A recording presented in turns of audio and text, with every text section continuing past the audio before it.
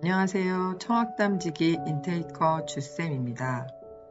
오늘은 청소년 상담 사례 중 다소 생소할 수도 있는 애도 상담에 대한 이야기를 들려드릴까 합니다. 청소년 애도 상담 사례, 부모를 잃은 청소년에게 무심코 해서는 안 되는 말.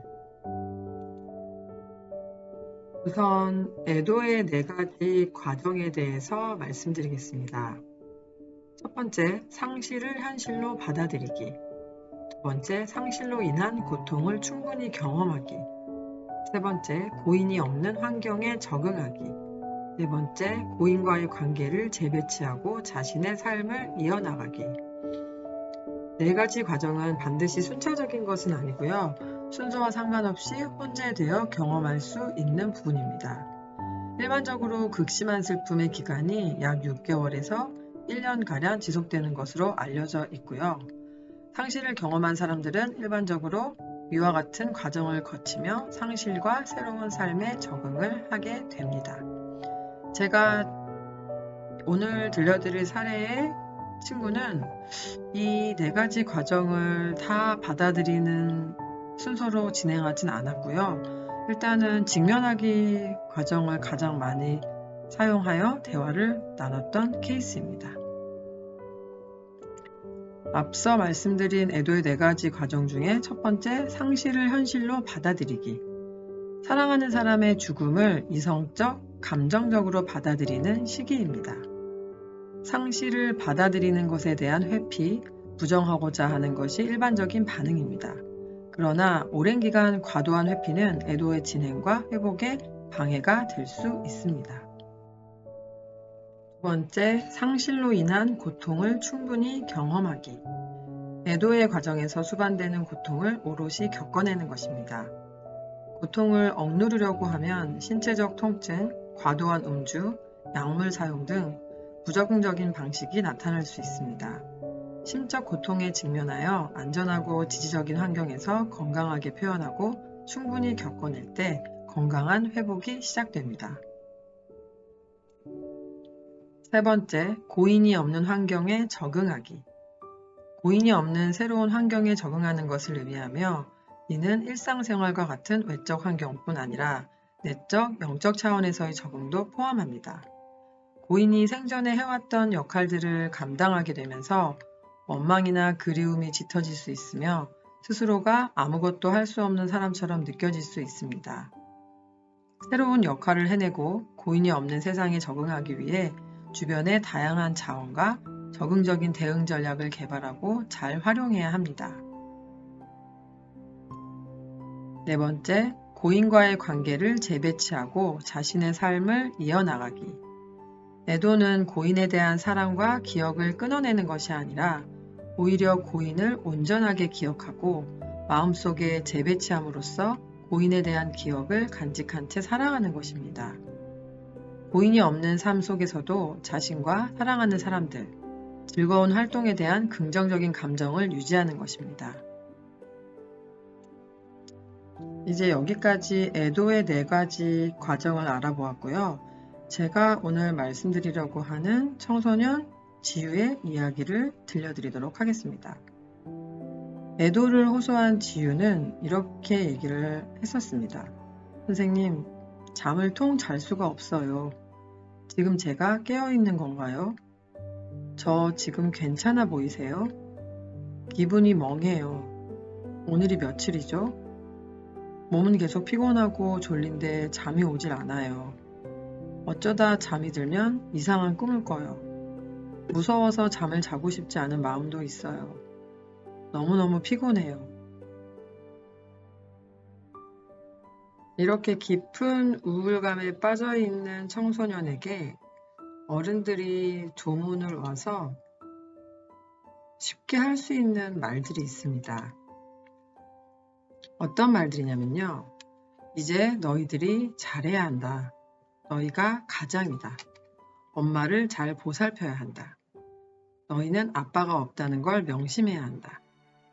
친구들이 하는 걸 예전처럼 다 따라하면 안 된다. 이전과는 다른 마음으로 살아야 한다.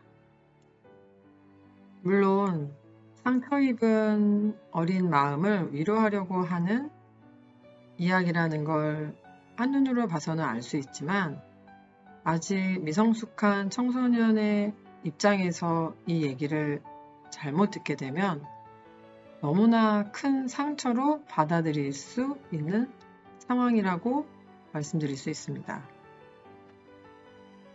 특히나 이 사례의 주인공인 지우의 가정 환경을 간략하게 말씀드리자면 지우는 어린 시절 형과 동생이 있었고 조부모와 함께 사는 대가족을 이룬 형태였습니다. 부모님은 맞벌이를 하셨고 그 빈자리를 항상 조부모님이 대신해 주었기 때문에 어른들과 함께 어울려 지낸 시간이 많았던 친구였습니다. 그리고 초등학교 때 할아버지가 돌아가시고 중학교 입학 즈음에 할머니마저 돌아가시게 되어 원가족만 살게 된 경우였고 부모님은 항상 바쁘셔서 지우는 형과 동생을 의지하며 살았다고 표현했었습니다. 다행히도 2살 터울의 형은 꽤나 듬직했고 동생은 마냥 귀여운 존재였다고 말하였습니다. 지극히 평범한 가정에서 자랐고 부모님이 하시는 일이 잘 되지 않아서 가정 형편이 넉넉지는 않았으나 나름 지우에게 있어서 만족스러운 부분이 있었다고 이야기했습니다. 그러던 어느 날 고등학교 입학을 앞두고 아버지가 돌아가시게 된 경우였고 소위 말하는 불의의 사고였습니다. 구체적인 사고 경위는 말씀드리지 못하는 점 양해 바랍니다. 하지만 이 사고가 지우에게 엄청난 트라우마로 시작되는 순간이었습니다. 그리고 이 충격으로 엄마는 이상 행동을 하기 시작하였고 엄마는 마치 아무렇지도 않다는 듯이 장례를 마치고 일상으로 빨리 돌아오셨다고 합니다. 그래서 지우는 엄마를 위해서라도 내가 더 이상 슬퍼하면 안 되겠구나 하는 생각으로 학교를 열심히 다니려고 노력했고 그리고 아빠가 돌아가신 지 3년이 지났지만 현재까지도 불면과 악몽에 시달리며 하루하루를 말 그대로 버티는 삶을 살고 있었습니다. 지우는 다른 친구들에 비해 눈맞춤이 잘 되지 않았고 대화를 구사하는 방식이 자기 자신을 향해 있었습니다.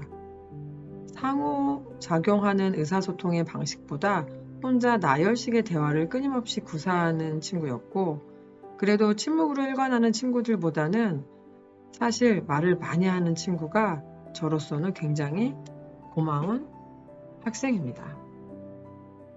본인의 선택으로 상담실을 방문했다는 것도 놀라운 사실이었지만 본인의 의지로 온 학생치고는 에너지가 상당히 약해 보이는 인상을 갖고 있었습니다.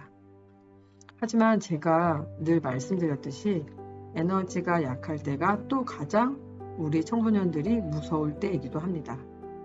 한없이 소진된 에너지가 가장 위험한 순간에 단 한 번의 무한한 에너지로 전환되어 무슨 일을 실행할지 아무도 모르는 아주 무서운 나이이기 때문입니다. 지우는 예상대로 당시 BDI에 대한 수치가 높았고 불안에 대한 수치도 상당히 높았습니다.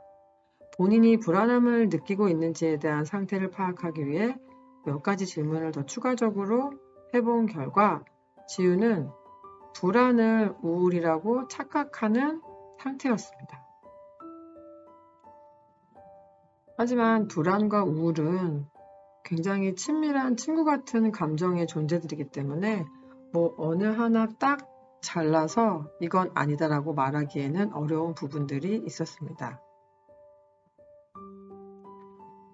한 가지 추가로 말씀드리자면 당시 지우가 갖고 있던 트라우마는 아버지가 돌아가시던 날 장례식장의 모습과 그때의 공기와 숨소리까지도 생생하게 떠오른다는 이야기였습니다. 모든 어른들이 자신을 포함하여 가족들을 향해 끊임없이 불쌍한 표정을 지으셨고 그리고 모두 같은 말을 해주셨다고 합니다. 아까 말씀드렸던 너희들이 잘해야 한다, 너희가 가장이다, 너희는 아빠가 없다는 걸 명심해야 한다. 이런 이야기를 들으면서 지우는 어른들의 이야기로 인해 굉장한 상처를 받게 되었다고 합니다. 당시 지우가 했던 말은 선생님, 시간을 되돌리고 싶어요. 그때 저에게 그렇게 말씀해 주셨던 어른들은 무슨 생각으로 그렇게 부담을 주신 건지 물어보고 싶어요. 정말이지 너무 무서웠어요. 내가 엄마를 그리고 다른 형제들을 어떻게 보호해야 하지? 아무것도 할 수가 없는 나이인데 그 아무것도 할 수 없는 것에 대한 공포가 크게 다가왔었어요. 무작정 빨리 어른이 되고 싶었지만 저는 아무것도 한 게 없었어요.